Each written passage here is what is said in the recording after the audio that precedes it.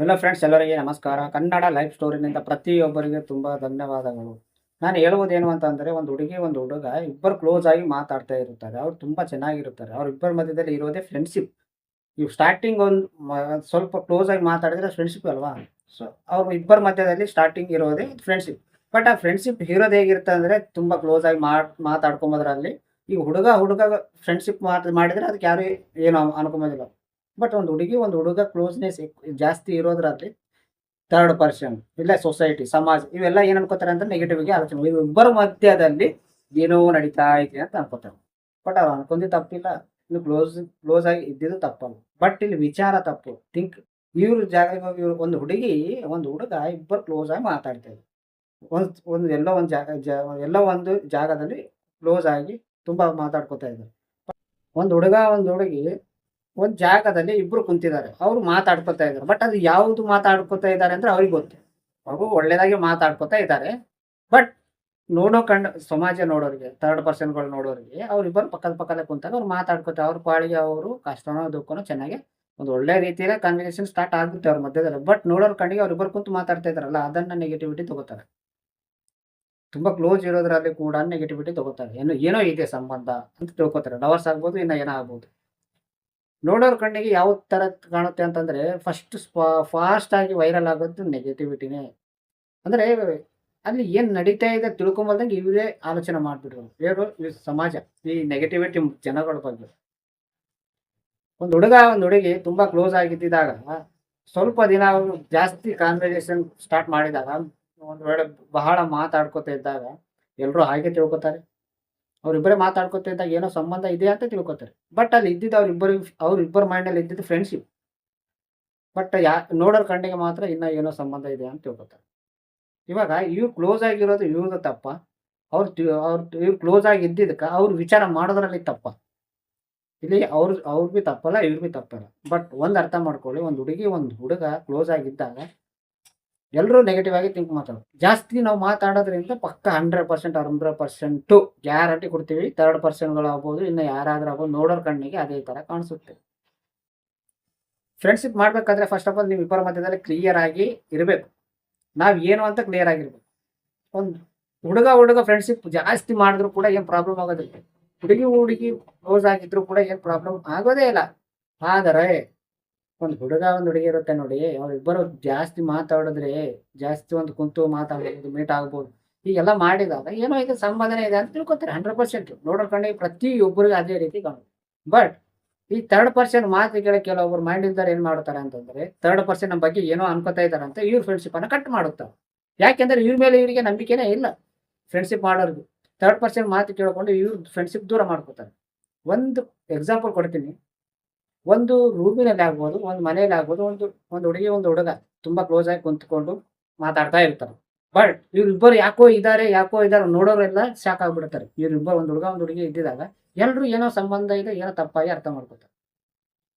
But ಅವ್ರು ಆ ಮನೆಯಲ್ಲಿ ಇದ್ದಿದಾಗ ಅವರು ಏನು ಮಾಡ್ತಾ ಇದ್ದಾರೆ, ಅವ್ರು ಏನು ಒಳ್ಳೆ ಕಾನ್ವರ್ಸೇಷನ್ ಮಾಡ್ತಾ ಇದ್ರ, ಏನಾದ್ರು ಕೆಟ್ಟದ್ದು ಮಾಡ್ತಾ ಇದ್ರ ಅನ್ನೋದು ಇವ್ರಿಬ್ಬರ ಮಧ್ಯದಲ್ಲೇ ಗೊತ್ತಿರುತ್ತೆ. ಯಾಕೆಂದ್ರೆ ಅವ್ರು ಇರೋದೇ ಅವ್ರಿಬ್ಬರು ಅಲ್ವಾ?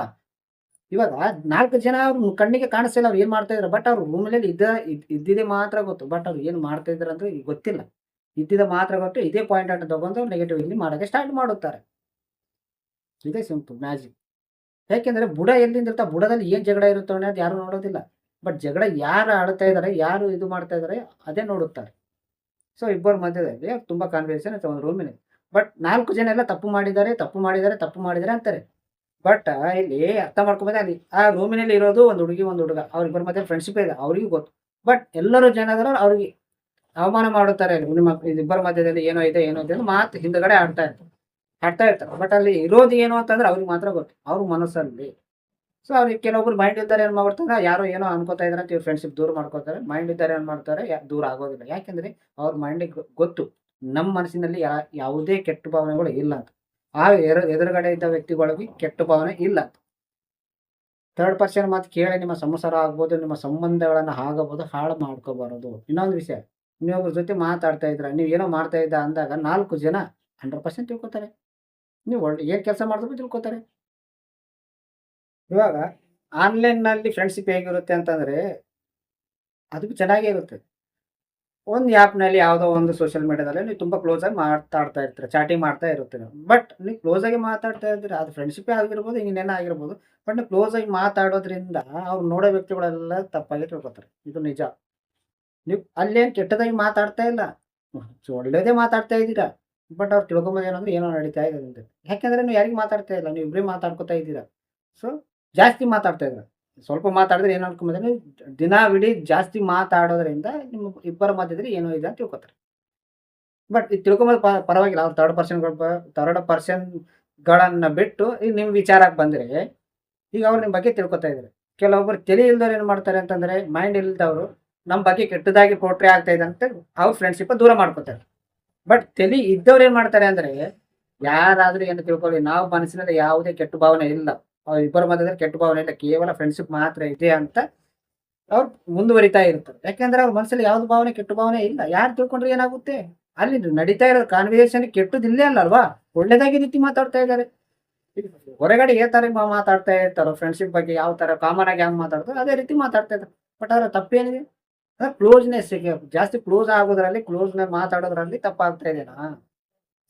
ಫಸ್ಟು ನೀವು ಕ್ಲಾರಿಟಿ ಅನ್ನೋದು ಇಟ್ಕೊಳ್ಳಿ. ಯಾರ ಜೊತೆನಾದ್ರು ಫ್ರೆಂಡ್ಶಿಪ್ ಮಾಡೋ ಮೊದಲ, ಯಾರ ಜೊತೆಗಾದ್ರು ಮಾತಾಡೋ ಮೊದಲ, ನಿಮ್ಮ ಮನಸ್ಸಿನಲ್ಲಿ ಯಾವುದೇ ಕ್ಲಾರಿಟಿ ಇಲ್ಲದಿದ್ದರೆ ನೀವು ಎಲ್ಲಾದ್ರೂ ತಪ್ಪಿಗೆ ಕಾಣಿಸ್ತೀರಾ. ಯಾ ಅವ್ರು ನೀವ್ ಏನ್ ಮಾಡಿದ್ರು ಕೂಡ ಬೇರೆಯವರು ತಪ್ಪಾಗಿ ತಿಳ್ಕೊತಾರೆ. ಹಾಗಂತ ನೀನು ಮಾಡೋವೆಲ್ಲ ಬಿಟ್ಕೊಡ್ತೀಯ, ಮಾಡೋವೆಲ್ಲ ದೂರ ಮಾಡ್ಕೋತೀಯ. ಇಲ್ಲ ತಾನೇ? ಒಳ್ಳೆ ಸಂಬಂಧ ಇದ್ದಾಗ ಒಂದು ಆಗಿರಬಹುದು, ಒಂದು ಒಳ್ಳೆ ಫ್ರೆಂಡ್ಶಿಪ್ ಆಗಿರ್ಬೋದು, ಯಾವುದೇ ಒಂದು ಸಂಬಂಧನೇ ಇರಲಿ, ನಿಮಗಂತೂ ಒಂದು ಕ್ಲಾರಿಟಿ ಇರಬೇಕು. ನಮ್ಮ ಮನಸ್ಸಿನಾಗೆ ಯಾವ ತರ ಫೀಲಿಂಗ್ಸ್ ಇದೆ, ಕೆಟ್ಟದಿದೆನಾ ಒಳ್ಳೇದಿದೆನಾ ಅಂತ ತಿಳ್ಕೊಂಡು ಆಮೇಲೆ ದೂರ ಆಗ್ಬೇಕು. ಇವಾಗ ನೀವು ಕರೆಕ್ಟ್ ಇದ್ರೆ ಯಾವ್ದು ಕೆಟ್ಟ ಭಾವನೆಗಳು ಇಲ್ದಾನೆ ಬೇರೆಯವ್ರು ಏನೋ ತಿಳ್ಕೊತಾ ಇದ್ದಾರೆ ಅಂತಾರ ನೀವು ದೂರ ಆಗ್ಬಾರ್ದು. ಯಾಕಾಗಬೇಕು? ಅವ್ರಿಗೆ ಸಂಬಾರ್ ತಿಳ್ಕೊಳ್ಳಿ, ಪರವಾಗಿಲ್ಲ. ನೀವು ಕರೆಕ್ಟ್ ಇದ್ರೆ ಸಾಕಲ್ವಾ? ಸೊ ನಾನು ಒಂದೇ ಹೇಳ್ತೀನಿ, ಇವಾಗ ಆನ್‌ಲೈನ್‌ದಲ್ಲಿ ಲವ್ ಆಗೋದು, ಫ್ರೆಂಡ್ಸ್ ಬಗ್ಗೆ ಹೇಗಿರುತ್ತೆ ಗೊತ್ತಾ? 9 ತಿಂಗಳು ತಾಯಿ ನೋಡಲ್ದಂಗೆ ಆ ಕೂಸಿಗೆ ಹೇಗೆ ಬೆಳೆಸ್ತಾಳೆ ನೋಡಿ, ಎಷ್ಟು ಇಷ್ಟಪಡ್ತಾಳೆ ನೋಡಿ. ಆನ್‌ಲೈನ್‌ನಲ್ಲಿ ಒಬ್ಬರ ಮುಖ ಒಬ್ಬರು ನೋಡಲ್ದಂಗೆ ಪ್ರೀತಿ ಮಾಡ್ಕೋತಾರೆ ನೋಡಿ. ಪ್ರೀತಿ ಆಗ್ಬೋದು, ಫ್ರೆಂಡ್ಶಿಪ್ ಆಗ್ಬೋದು. ಅದೇ ರೀತಿ ತಾಯಿ ಥರನೇ ಇರುತ್ತೆ. ಯಾಕೆಂದ್ರೆ ಅವ್ರು ನೋಡಲ್ದಂಗೆ ಅಷ್ಟೊಂದು ಪ್ರೀತಿ ಮಾಡುತ್ತಾರೆ. ಒಂದು ವೇಳೆ ನೋಡಿದ ಅವ್ರು ಡಿ.ಪಿ ಆಗಲಿ, ಫೋಟೋ ಆಗಲಿ ನೋಡಿದ ಮೇಲೆ ಅದೇ ರೀತಿ ಕಾನ್ವರ್ಸೇಷನ್ ಸ್ಟಾರ್ಟ್ ಮಾಡಿಲ್ಲ ಅಂದ್ರೆ ಅವ್ರು ಪ್ರೀತಿನೂ ಅಲ್ಲ, ಫ್ರೆಂಡ್ಶಿಪ್‌ನೂ ಅಲ್ಲ. ಸಿಂಪಲ್. ಅರ್ಥ ಆಯ್ತಾ? ಸೊ ಒಂದೇ ಹೇಳ್ತೀನಿ, ಫ್ರೆಂಡ್ಶಿಪ್ ಇದ್ದರೆ ತುಂಬ ಚೆನ್ನಾಗಿದ್ದಿದ್ರೆ ಅದು ದೂರ ಮಾಡ್ಕೋಬೇಡಿ. ಅದರಲ್ಲಿ ಲವ್, ಒಂದು ವೇಳೆ ಲವ್ ಬಿ ಆಗುತ್ತೆ ಫ್ರೆಂಡ್ಶಿಪ್‌ನಲ್ಲಿ. ಆ ಲವ್ ಆಗಿದ್ದರೆ ಏನು ಮಾಡ್ಬೇಕಂತಂದ್ರೆ, ನಿಮಗೆ ಲವ್ ಆಗಿದೆ. ಬಟ್ ಆಚೆ ಕಡೆ ಲವ್ ಆಗಿಲ್ಲ. ಅಂದ್ರೆ ನಿಮ್ಮ ಲವ್ ಸೈಡಿಗೆ ಇಟ್ಬಿಡಿ. ಅದೇ ಫ್ರೆಂಡ್ಶಿಪ್ ಮುಂದುವರಿ. ಯಾಕಂದ್ರೆ ಫ್ರೆಂಡ್ಶಿಪ್‌ನಲ್ಲಿ ಲವ್ ಆಗೋದು ಬಹಳ ಟೈಮ್ ಆಗುತ್ತೆ. ಒಬ್ಬರನ್ನೊಬ್ಬರು ಅರ್ಥ ಮಾಡ್ಕೋಬೇಕು. ಅವ್ರ ಕ್ಯಾರೆಕ್ಟರ್ ಎಲ್ಲ, ಅವ್ರ ಬಿಹೇವಿಯರ್ ಎಲ್ಲ ಅರ್ಥ ಆಗುತ್ತೆ ಮಾತಾಡೋದರಲ್ಲಿ. ಯಾವುದೋ ಒಂದು ಸಮಯದಲ್ಲಿ ಒಂದು ಸಮಥಿಂಗ್ಸ್ ಫೀಲಿಂಗ್ಸ್ ಬರುತ್ತವೆ. ಬಟ್ ಅವ್ರಿಗೆ ಸ್ವಲ್ಪ ಟಚ್ ಮಾಡಿ ನೋಡ್ರಿ. ಅವರು ನಿಮ್ಮ ಥರನೇ ಮಾತಾಡ್ತಾ ಇದ್ದಾರೆ, ಸ್ವಲ್ಪ ಅರ್ಥ ಆಗ್ತಾ ಇದೆ ಅಂದ್ರೆ ಕಂಟಿನ್ಯೂ ಮಾಡಿ. ಬಟ್ ಅವ್ರಿಗೆ ನಿಮಗೆ ಫೀಲಿಂಗ್ಸ್ ಬಂದಿದೆ. ಬಟ್ ಇಂಡೈರೆಕ್ಟ್ ಆಗಿ ಅವ್ರು ಸ್ವಲ್ಪ ತಲುಪಲು ಟ್ರೈ ಮಾಡಿ. ಹೇಳೋಕ್ಕೆ ಟ್ರೈ ಮಾಡಿದಾಗ ಅವರು ನಿನ್ನ ದಾರಿಯಲ್ಲಿ ಬರ್ತಾ ಇದ್ದಾರೆ. ಅವ್ರ ಮನಸ್ಸಿನಲ್ಲಿ ಸ್ವಲ್ಪ ಅದು ಇದ್ರೆ ಪರವಾಗಿಲ್ಲ. ಬಟ್ ಸ್ವಲ್ಪನೂ ಕೂಡ ಇಲ್ಲ ಅಂತಂದರೆ ನಿಮ್ಮ ಲವ್ ಸೈಡಿಗೆ ಇಟ್ಬಿಡಿ. ಅದೇ ಫ್ರೆಂಡ್ಶಿಪ್ ಕಂಟಿನ್ಯೂ ಮಾಡಿ.